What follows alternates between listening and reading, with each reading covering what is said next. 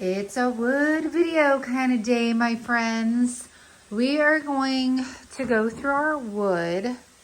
I want to see, I'll probably have to cut, but see if I have scrap pieces that I can work with, see what's around here, and if I could get to it. It's kind of blocked, but I can work with this. So we're going to cut some wood. We're going to do some wood DIYs today. So let's get started. We're going to start off with this 2x8. This was actually a shelf that we took out of my booth, and I just cut it down to a random size. I am dipping into vintage mint from JRV Cottage Colors, and I'm going to do 2 coats, front, back, and all of the sides, just a messy coat. Doesn't have to be perfect. I wanted to do 2 coats because I am going to sand this down, so I wanted to have some different layering. And y'all, if the announcements wouldn't stop coming, there are going to be 6 new cottage colors coming at the end of March. So look out, because they literally do not disappoint, and I think you're going to be super surprised. So now I'm going to go into the garage, and I am using 400 grit sandpaper.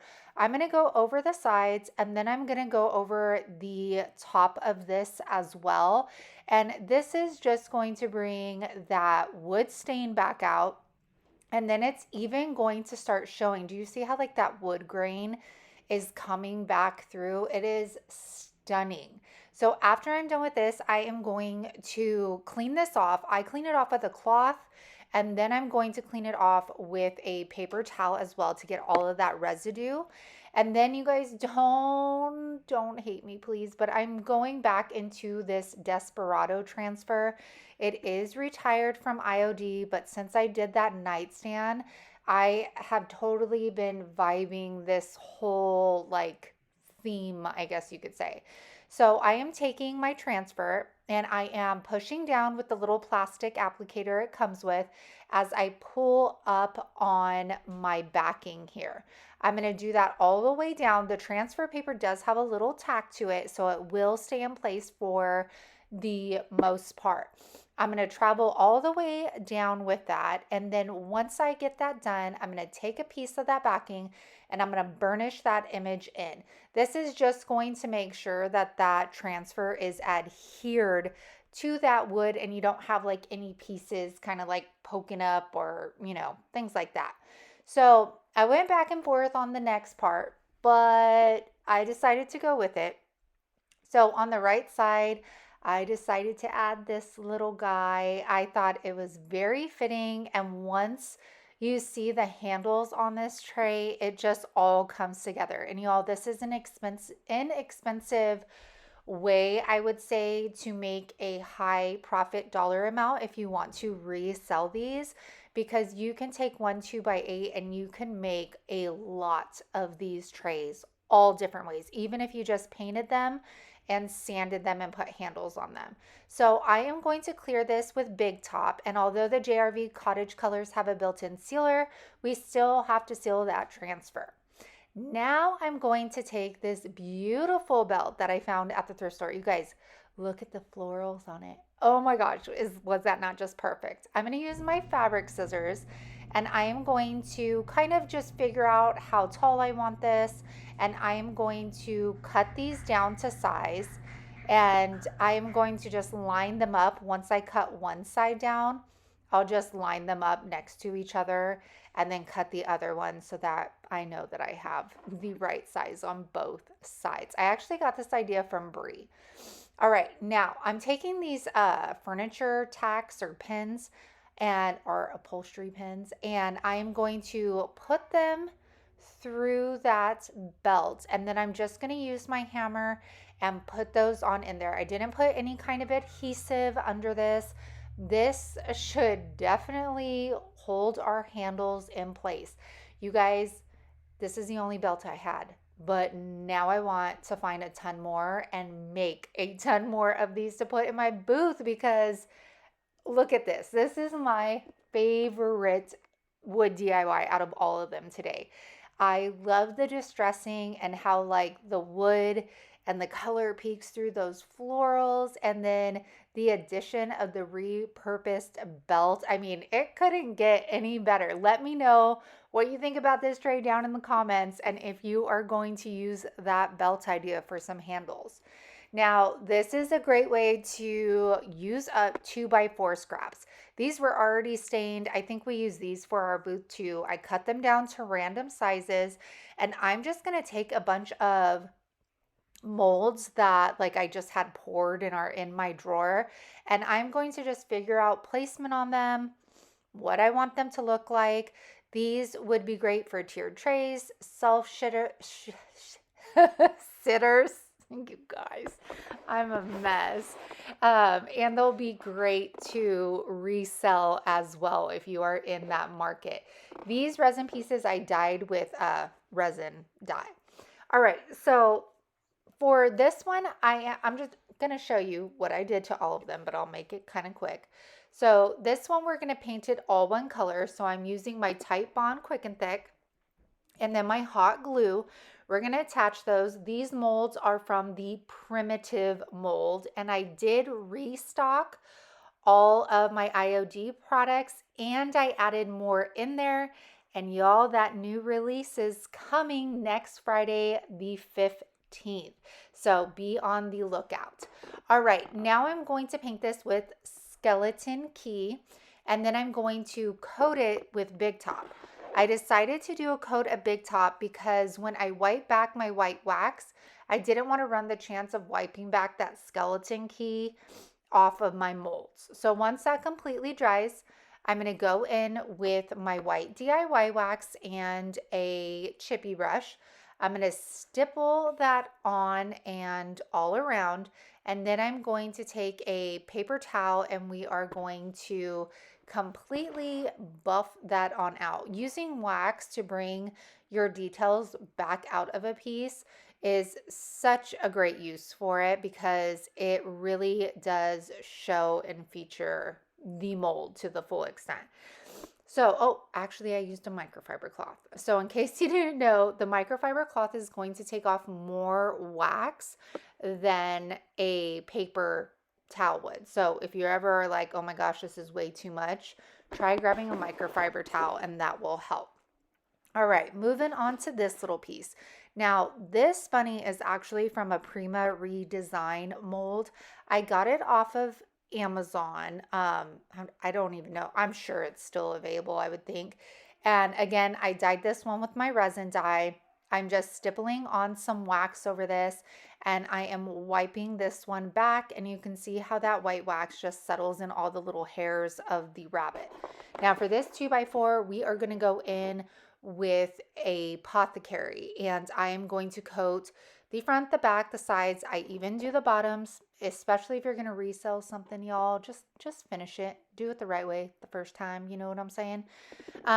So I'm going to let this dry. I only had to do one coat of the apothecary, and then I'm going to grab Whispering Willow. Or no, sorry. This is Painterly Florals. And you guys, I finally was able to order this and have it in stock. This is that like watercolor one that I used on last week's video. I have it in stock now. So I'm going to use these little lavender sprigs here. I'm going to cut the excess off, and then I'm going to put this bigger piece on the front, kind of letting it run over the sides. And then those two other little sprigs that I cut off, I am not going to put those to waste. I am going to use them. So I put those on the back just for a little added detail. And then I'm going to take that little bunny head and I'm going to adhere it to the front right here. This one was super simple, and you guys can go all out with these. Like you can add as much or as little as you want to. For oh, and then we have to seal our paint, of course. So the bunny we don't have to worry about, but that apothecary and that transfer we still have to seal up. So I'll seal that with clear DIY wax. For our third 2x4, this one, it's so funny. I always have to have an oddball because this one does not go with any of these other 2x4s. I am going to use this rooster. Then I'm going to cover the entire piece of wood with weathered wood. I should have just left it stained and then painted the rooster by itself, but it's all over and done with now. I'm going to take Pennies from Heaven, which is a copper liquid patina, and I'm almost going to like do a dry brush over the rooster so that I can bring out the details of it. Now, I am going to clear this with DIY's clear wax, and then one of y'all actually commented asking if I would use the shipwrecked wax, which is our teal wax. So we are going to bring that in to this DIY. So like I said, first I'm going to clear the entire piece. I wanted it to look still matte, so that's why I did not cover it with Big Top or liquid patina. And then I'm going to grab Shipwrecked and I'm going to stipple that on to the rooster. This is a great way of getting that old patina look. And after I am done with that, I'm going to take our paper towel and I'm going to buff that on out, and it's going to sit into all those details and be absolutely beautiful. Now, I did make this little fabric bow. Initially, I thought with this piece of wood, I was going to put the fabric through that like hole in the wood and tie a bow, but it wasn't sitting right. So this is what I decided to go with. And then after looking at a million buttons, I finally decided on one. And then as I was putting them away, I found this like metallic looking one. So it sat right in the middle of that button and ended up being so adorable. Now this is our last one. I don't know which one's my favorite. I think this one is. You guys let me know out of the 4 at the end when I reveal which one's your favorite. So I did 2 coats of crinoline on that. Then I'm taking Roy Cycles catalog paper. This paper, y'all, is great for those of you that are beginning with decoupage paper because the sheets are a lot smaller and easier to play around with. I'm going to take this frame.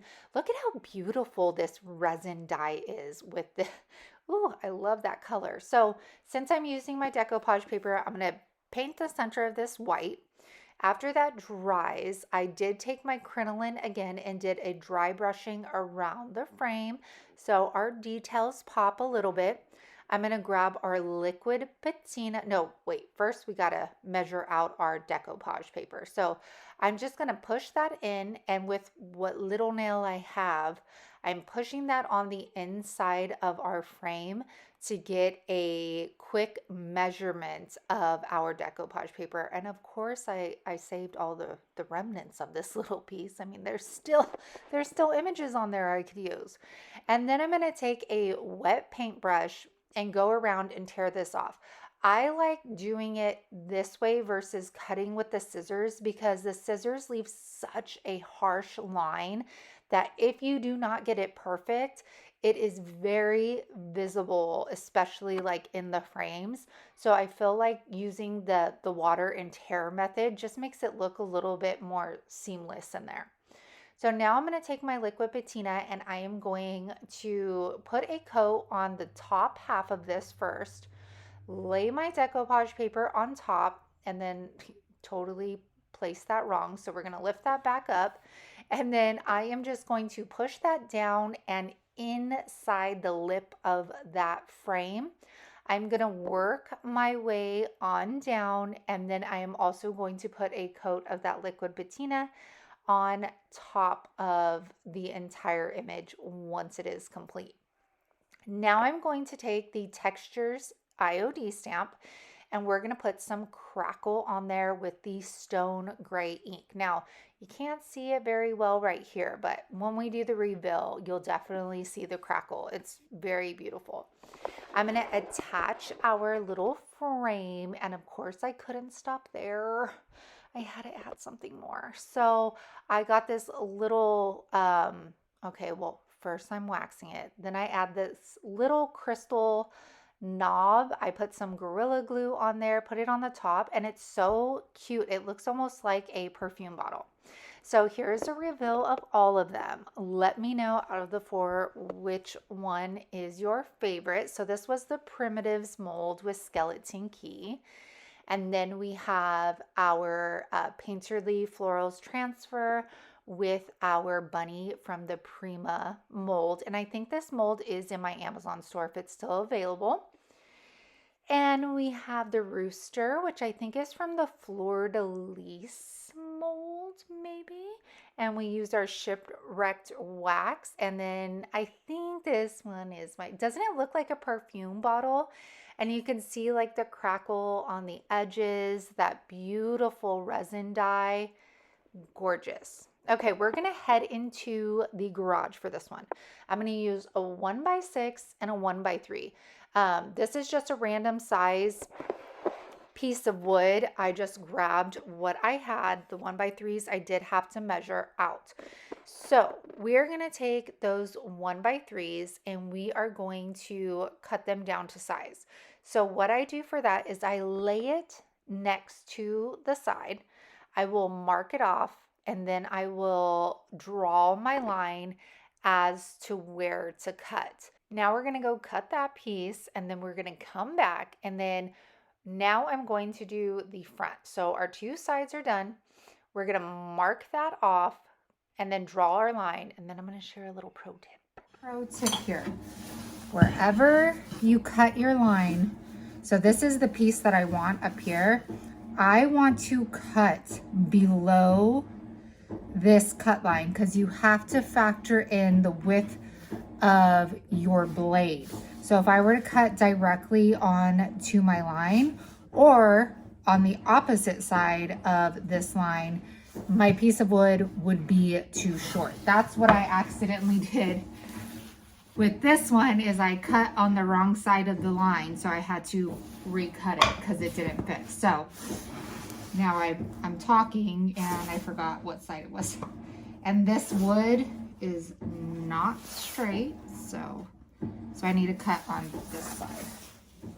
It would be too easy for these to like match up, right?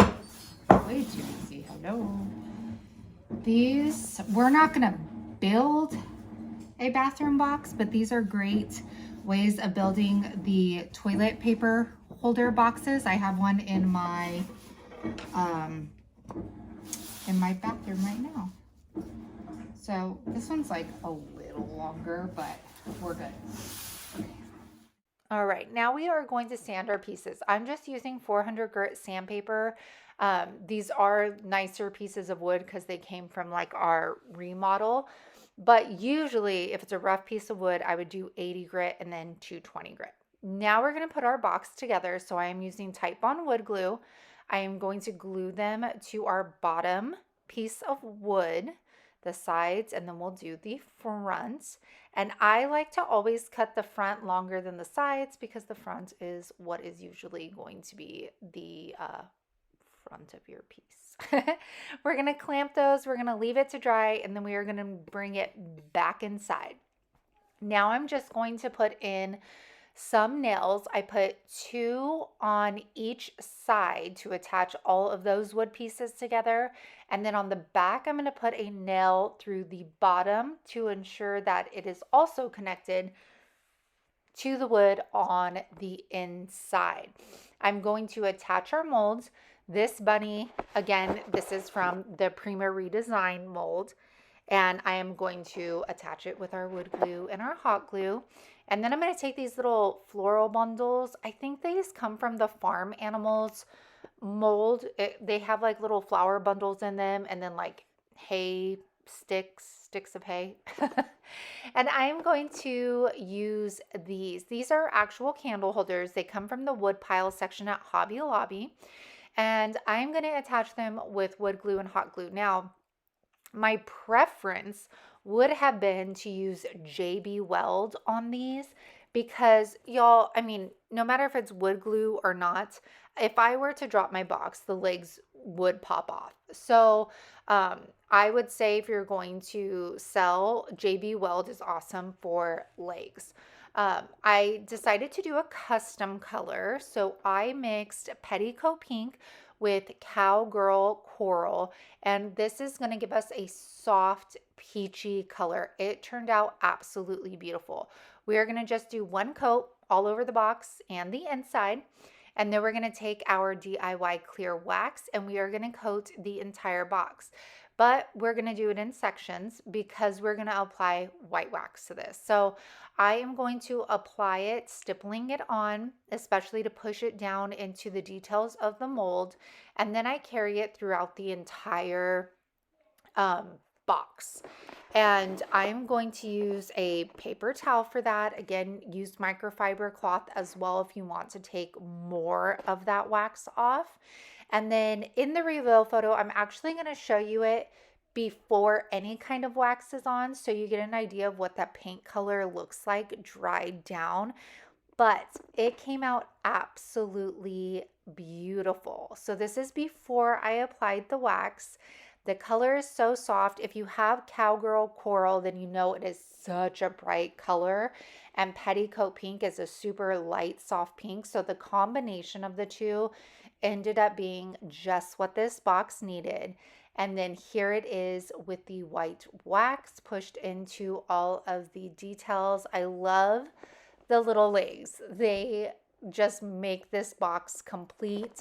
And y'all, this is like a heavy duty box. It is heavy.